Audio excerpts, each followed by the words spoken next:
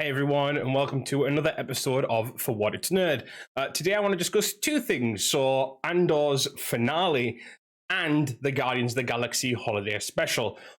Let's talk about Andor first. The finale was really fun. I think it wrapped up a good bit of the storylines, but at the same time left a lot open.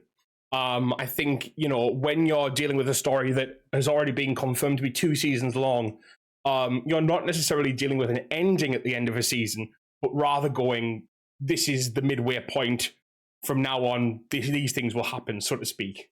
So I think, and I've said this a few times actually in different places, and maybe not necessarily on camera, but / recording. But I think this season split is more about production and about like actors taking some time and then coming back to the project. Because I think that you could very easily have the next episode run on from where they left off. Now, that's not necessarily what's going to happen because the next season of Andor is going to be like 1 year chunks of 3 episodes. So basically, like every 3 episodes will represent a year or what, like a part of a year leading up to Rogue One. But no, I really enjoyed Andor. I think it was a really good ending. I think a lot of the characters were really serviced very well in the ending. There are some controversies around Andor at the moment, and it's actually not about Andor itself, but rather how people have perceived Andor, and it's around the realism of Andor, and like essentially the joke right now, because of Star Wars theory, is that this guy was saying that screws and bricks and stuff in Star Wars makes it feel less Star Wars. Now, obviously, screws are a thing. They just exist. It sounds weird to even be talking about it, and especially bricks as well. I mean, bricks are a common tool for creation. Regardless of the point, what I think he was getting at, and I'm not defending him because I think the way he said it and the thing that he said and the way he's just trying to dislike Star Wars is wrong. I do understand partially the commentary underneath, if that makes sense. The idea, sometimes something doesn't feel quite Star Warsy, and I did get moments like that in Andor, I will admit. Not saying that it's as strong as maybe Star Wars theory is making out, and I don't think it ruins the show. I think sometimes it kind of makes you reassess what Star Wars is, not necessarily in a bad way. But I do think at times I was kind of like, oh, that doesn't feel very Star Warsy to me. For example, one that does crop up for me is that the use of normal Earth swear words, right? I know that sounds very weird, but for me, that takes me out because I'm very used to the kind of silly, they are caricatured swear words, carabast, etc. And those swears make me feel like I'm in Star Wars. Star Wars is that weird kind of goofy-esque stuff in regards to that. Star Wars makes up words like flimsy plast for paper, and you're meant to kind of go with it, right? So, like, I get it, but I also think that's part of Star Wars, and I think using more grounded, realistic, real-life swears takes away from it for me. So I kind of get where Star Wars theory is coming from in regard to a general idea about these things I believe to be Star Wars and these things I believe to not be Star Wars. But you have to reassess that, and you have to look at it, and you have to kind of say, well, did it really impact the story for me? For example, there's this suggestion that the last episode, there's a line by Marva where she says, fight the Empire, and apparently in one of the original versions there it was fuck the Empire, which obviously, I mean, that was I think that's been kept out more from a accessibility, like child-friendly standpoint, rather than because it doesn't fit with the universe necessarily for creatives. But for me, I think that would be the reason. I would personally be taken very out of Star Wars if I suddenly heard someone say "fuck the Empire." It doesn't feel right to me, but that's me. I never expect my opinion of Star Wars to be everyone's opinion of Star Wars. And that's the important part. And I think that's what's being missed in this conversation is that, as far as I'm aware, Star Wars theory is just saying this isn't Star Wars, which that's wrong. It's not your Star Wars. and that's the important differentiation here. Not that I'm trying to come for anyone, so to speak. I think it's just an important thing to discuss. I do understand the basic premise, and I do kind of agree in some areas, but overall, it doesn't matter what you think Star Wars is, because you're not the only fan of Star Wars. For example, I very much enjoy Star Wars as regards like Jedi stuff and kind of like mystical stuff, and I would rather them see them delve into that and kind of deal with more kind of like the magical side of the Force, if that makes sense, like the kind of, you know, more kind of fantasy-esque tropes within Star Wars. But a lot of people don't see that as Star Wars. A lot of people see it as Western or kind of like this used world, and you know, that's fine too. But like there's obviously a lot of in Star Wars, there's a lot of different people being pulled to it for different reasons. You know, you can read, for example, a Thrawn book, and you can like sit and read pages of like military descriptions, and you can be like, what the fuck have I just read? And then you can read like, you know, any other book, and you'd be like, Jedi talking about like the code and like the Jedi code, and talking about fighting Sith, and you know, dealing with, you know, whatever problem that arises, and very different, like the Jedi code versus military kind of dialogue, versus even stuff like, you know, you've got your scoundrel storylines and stuff that are very like on the edge of space, kind of, again, Western style vibes. And those three things are very different, but they're all Star Wars. And I think that's very important to kind of say. Again, Andor, I loved. I do think it had some parts where it felt like that to me, but I think that's enough said on that, so to speak. But yeah, so the episode was really good. I think what I found very interesting about this episode is it gave a lot of fleshing out to the Ferrex characters that we had become aware of earlier in the season, especially Brasso. I think Brasso turned out to be a really important, like, enjoyable part of these last, I think, 2 episodes, kind of like seeing him and kind of getting to see him with B2, is it B2, the droid, and like seeing his kind of his reaction to Marva, and also his reaction to the people around him, and Bix as well. Obviously Bix gets a little bit more of a story in these last 2 episodes, and I think those characters are really well done. Now I also want to kind of touch on Marva's speech, the line, "Fight the Empire," that's where it comes from. That speech was really empowering, but I've got to say, Andor has a lot of good speeches and a lot of good dialogue. Sometimes even throwaway dialogue that's great. And I think that's what really sells these moments in the show. I got emotional listening to Marva. It felt real. It felt like a call to arms in reality as well. I think sometimes that's very important. Not necessarily saying that, you know, a lot of people aren't in the scenarios that are happening in Andor. I know that, but a rallying kind of, you know, these people moving against something that they disagree with, like the literal physical moving of all these people who are joined in an ideal, is very moving on screen, and Marva kind of really encapsulated that at the end. And yeah, I think this is going to be a really good starting point, springboard for season 2. I think season 2 is going to go ham from the start. I think season 2 is going to be very much like season 1 was a slow burn, right? Because like it's a full cycle. It's like these things happen, and that it kind of, season 1 is about getting Andor to the point where he will rebel.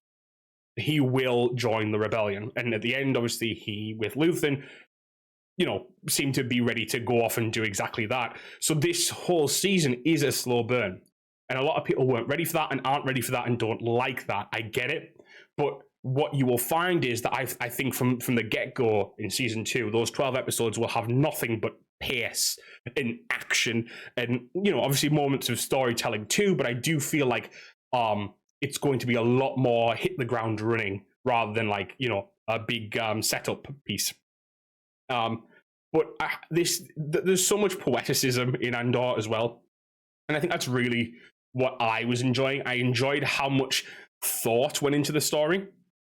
Now, don't get me wrong, there's some parts that I think could have been better fleshed out. There's some parts that I think were kind of done then dropped very early on. And there's also parts that I think kind of slightly eschew previous lore, etc. But that, I'm trying to come to terms with that, because I think what what's annoying, and as someone who reads a lot of Star Wars, especially canon stuff, is that a lot of that seems to be kind of used when it's convenient, used when it's fun, but then dropped when it's not. Which is fine, but also it's not, if that makes sense. I do have a little bit of an issue with that more recently. I think it's really ramping up to where people are like, nah, we're not going to worry about these books that were made, 2 or 3 years ago, even. And okay, I get it. I get that not everyone reads the books. I get that not everyone cares about the books.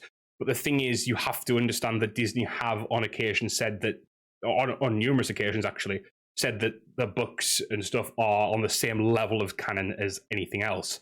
So it's frustrating, and it's hard to kind of, as someone who reads the books and then watches the stuff and, back and forth, it's very frustrating because you feel like there's two dichotomies within Star Wars. There's the people who, take in all Star Wars media, and there's people who take in the visual Star Wars media.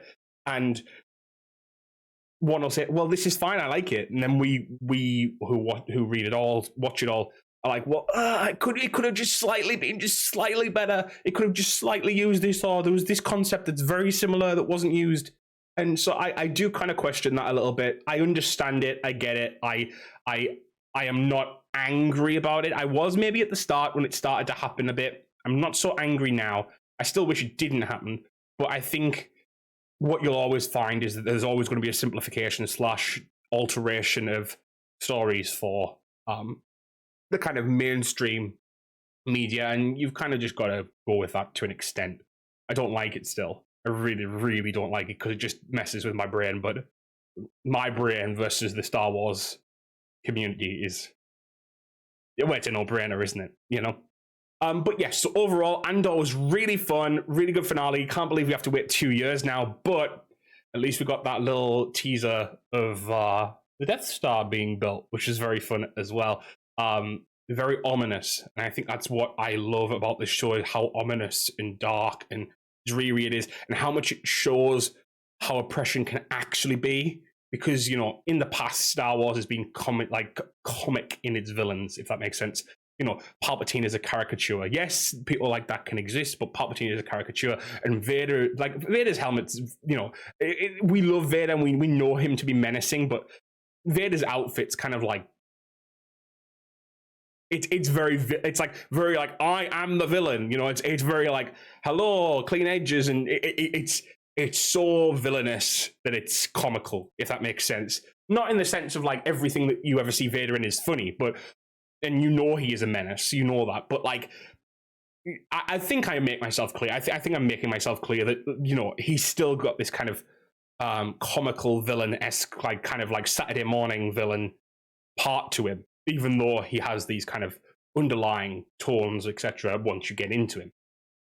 So yeah, I think this was very fun to have like these grounded kind of more, well, you're more normal people in a sense. I think that's the idea of the show, to have the idea of what people are actually feeling like on the ground, what people experience. You're not a Jedi, you're not a Sith, you're not a high up Imperial officer, you're not someone who is, within the armies or within the, you're literally just on a planet doing your job, and this happens.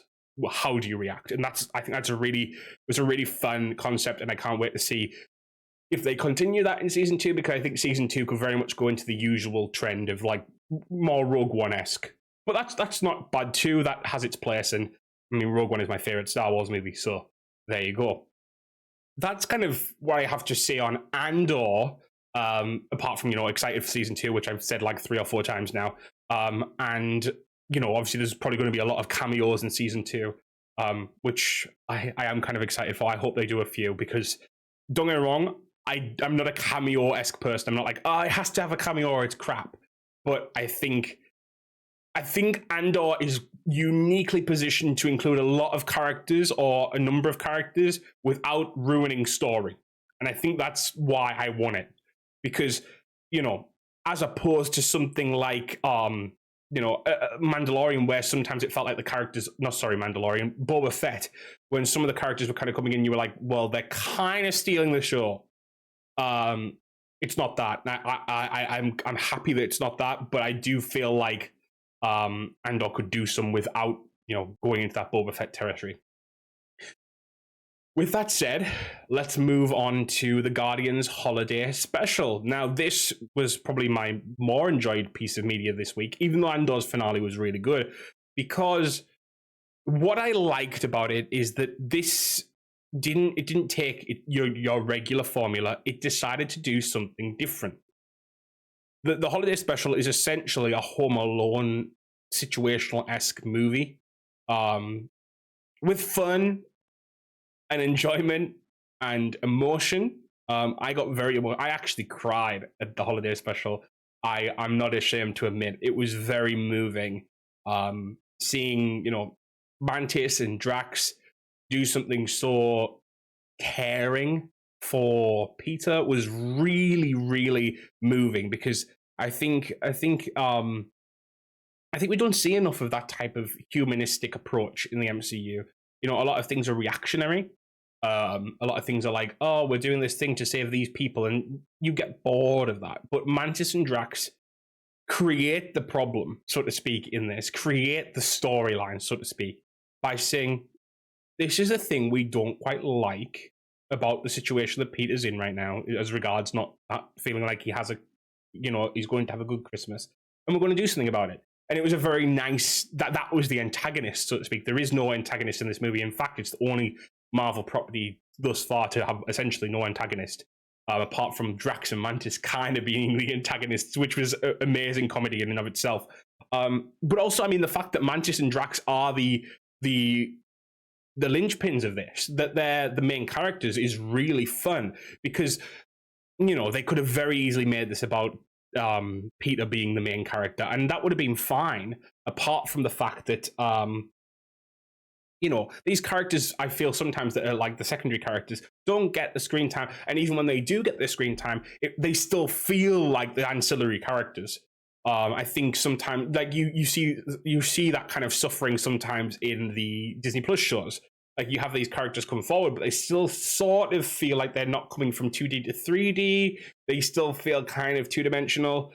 But yeah, so I think that, Mantis's character got far more interesting after watching. I mean, I liked Mantis anyway, but after watching the Guardians Holiday Special, I'm very excited to see Mantis in Guardians 3 now. And I feel like Drax got a little bit more to play with as well. Now, don't get me wrong, Drax is still a bumbling Drax-esque character. I don't even know how to say it other than Drax-esque. I can speak. Because he's just kind of quintessentially himself. But I do think he didn't have maybe as much growth as Mantis in this, but I'm excited to see him again. And there's some kind of like very heartwarming thing about seeing these characters in a situation that's kind of almost slice of life, like very normal. And I think that was, again, linking back to Andor in a sense, it's nice to come out of the hyper-realism, the hyper fantasy, and go into something that's kind of realistic. And I think that's fun sometimes, because it's nice to see characters. It's the beach episode, so to speak, when you have a show and they go, or the filler episode, or the musical episode from like shows. It's that episode where things happen that aren't quite necessarily how the stuff usually goes, and it is obviously going to be a one-off sort of deal, but it's fun, it's enjoyable, and you get to spend some time with characters in a way that you maybe wouldn't have spent time with them before. And I think that's always really fun. I think that's always really exciting. I like stuff like that. For example, when Agent Carter did a little bit of a musical episode, not fully, but it was a little bit of like a musical sequence. That was really fun. It was done in a way that was tasteful, but it was fun because it was like, let's take these characters who wouldn't normally interact in this way and do something like crazy with it. And I always think that's really admirable. I think it's always really, it's a risk sometimes, because some people will go, this isn't my thing. Going back to kind of the Star Wars idea, this isn't my Marvel. I get it, but also I think sometimes you have to go outside the box. And now that I'm thinking about it, and I'm kind of sat here, both Andor and the Guardians Holiday Special did that. Like, don't get me wrong, the Holiday Special still has the Guardians humor, and it still has the all that type of stuff. But it's not scared to try something a little bit different. And I think that's what needs to continue to happen. I think the specials as a formula, even. I'd like to see some Star Wars specials like that. That'd be kind of cool. Like, I could very easily see like a Star Wars special that's like, you know, TIE fighter pilots, for example, and or even something like I can't think of something like a Jedi, but like a small Jedi contained story, right? Specials. I think specials could be a really good idea for Marvel and Star Wars going forward. But the idea being that you have these small kind of pieces of storytelling that don't necessarily need to lead anywhere, but are fun interactions. Werewolf by Night was a perfect example. It doesn't necessarily feed into the bigger MCU, apart from a few hints and tips, and kind of it's probably going to link at some point in the future. But on its own, it's just fun, right? It's just a little bit of fun, a Halloween movie that you'll probably watch again every Halloween if you're a big Marvel fan, and that's the same for the holiday special. And so I'm very excited to see where this special formula goes next, because as of right now, obviously the two specials that we've got have been kind of seasonal, if that makes sense. You know, Halloween and then Christmas / holiday time. I wonder if that's going to kind of be a theme of these things, especially because I don't know whether this is just a little thing that I picked up in my head, but I kind of hope they do it in a jokey kind of way. But there was a reference in the Guardian special to Kevin Bacon, who was in this special, seeing everyone, the Guardians again at Easter. And I know it's probably not, but I would kind of love if they just went, you know what, we're going to do an Easter one as well, because I think that would be hilarious, just to like just for the meme of it, to bring back the guys and do an Easter one, just for fun. But what I'm trying to say is, I think, is it going to stay seasonal? Are they going to have, like, let's say, yeah, Easter or like even a Valentine's Day one or something crazy like that? Or are they like kind of like heightened? Or are they going to start doing stuff like presenting? Because we have heard rumors, for example, that Nova might get a special as their introduction to the MCU. So which way is it going? Is it going to stay seasonal, or is it going to move into kind of, it's about character introductions, it's about kind of diversifying how we tell stories? Because it could be both. I mean, easily could be both. But yeah, I really enjoyed it, and I think this movement at the moment to trying different things with both of these franchises is really, really important. I think it's really, you know, you have to revitalize stuff. You have to keep innovating, and I think that's what both Star Wars and Marvel are doing at the moment. And I'm very saying I'm proud of them sounds very weird to say, because they're a big multi-billion-dollar company and I'm one person, but I'm proud of them for trying, because I think it's very easy to get into, let's just keep doing the same thing. And a lot of people have said that's kind of, especially the MCU, and well, even Star Wars to an extent, they keep doing the same thing. And Star Wars is still kind of there, because like they keep rehashing the Galactic Civil War, but they are moving slightly in that direction because they're trying to do Acolyte as well. So, you know, it's an amalgam, but I do think that the more they kind of try and push the boundaries, yes, you're going to have your Star Wars theories who say, this isn't my Star Wars, or your Marvel alum who say, this isn't my Marvel, but like overall, I think it's a very good movement. And what a week of television. It sounds weird to say television these days. What a week of streaming, but that doesn't sound right either. So I don't know what to call it. What a week of programming. Let's go programming. I really enjoyed it. I hope you guys enjoyed the shows / the things too. And as always, guys, thank you for watching / listening, or whatever you're doing with this. Thank you, guys, and I'll see you later.